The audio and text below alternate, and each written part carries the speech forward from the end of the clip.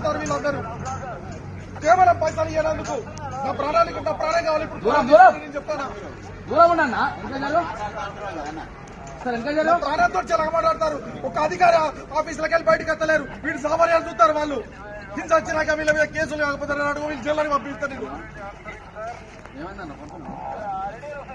ఒక్క ఆఫీసర్ కూడా బయటకు ఎత్తలేడు అంటే వీడు సామాన్యాలు చూస్తారు. వీళ్ళు నా పైసలు ముఖ్యమా, నా పైసలు ఇంత తీసుకోని తీసుకోని ఏర్కోరి పైసలు, నా పైసలు ఏర్కోరి పైసలు ఏర్కోరి ఎన్ని లంచాలు కావాలో లంచాలు ఇంత తీసుకొని ఏర్కోరి పైసలు కాదన్నా. మీరు కూర్చొని మీరు